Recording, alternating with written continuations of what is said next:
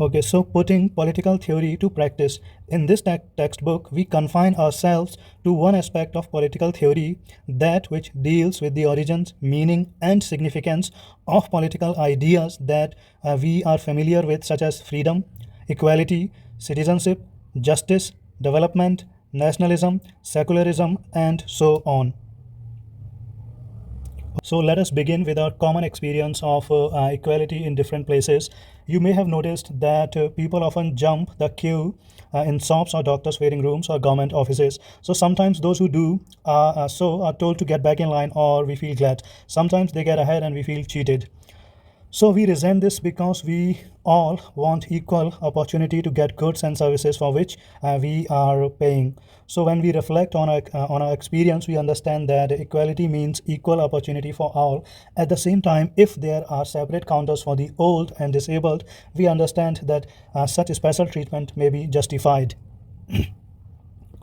So consider the fact that there are many children who cannot go to school because they have to work to feed themselves, and most girl students in poor households are pulled out of school to care for their younger siblings while parents go to work, even though the Indian Constitution guarantees the right to primary education for all. This right remains formal. Again, we may feel that the government should do more for such children and their parents so that they are enabled to go to school.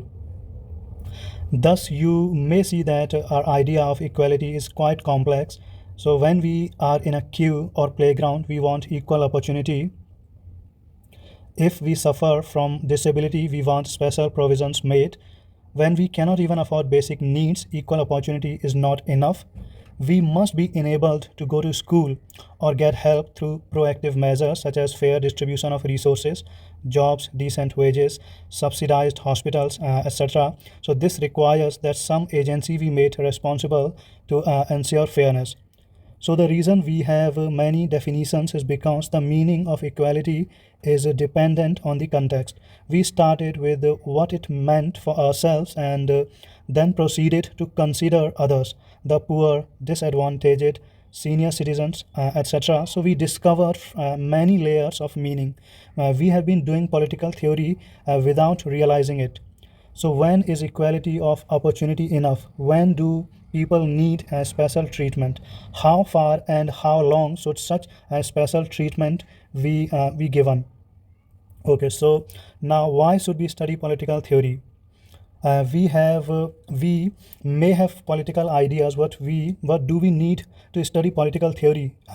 Is it not more suited for politicians who practice politics, or for bureaucrats who make policies, or for those who teach political theory, or for lawyers and judges who interpret the constitution and laws, or for activists and journalists who expose exploitation and demand new rights?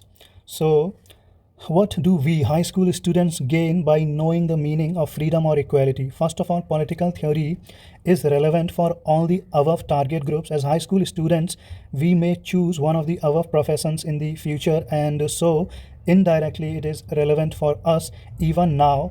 Secondly, we are all going to be citizens entitled to vote and decide other issues.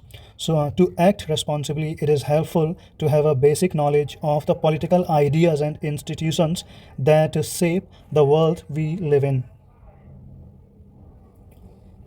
As citizens, we are a bit like the audience in a music concert.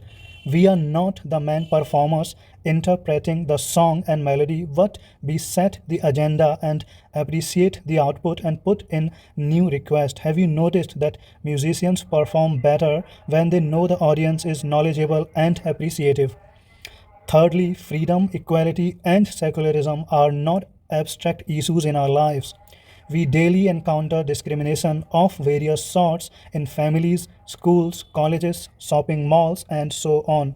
We ourselves have prejudices against people who are different from us, be they of a different caste or religion or gender or class. If we feel oppressed, we want it redressed, and if that is delayed, we feel violent revolution is justified. If we are privileged, we deny that there is any oppression, even as our maids and servants struggle for dignity. Okay, so just by looking at the more carefully, we become moderate in our ideas and feelings. Finally, as students, we enjoy debates and elocution competitions. We have opinions about what is right or wrong, just or unjust, but do not know whether they are reasonable or not. Only when we argue with others, we realize the need to defend them and seek out reasons and arguments. So, political theory exposes us to systematic thinking on justice or equality so that we can polish our opinions and argue in an informed manner and for the sake of common interest. Okay, so this is the end of this chapter, Political Theory and Introduction.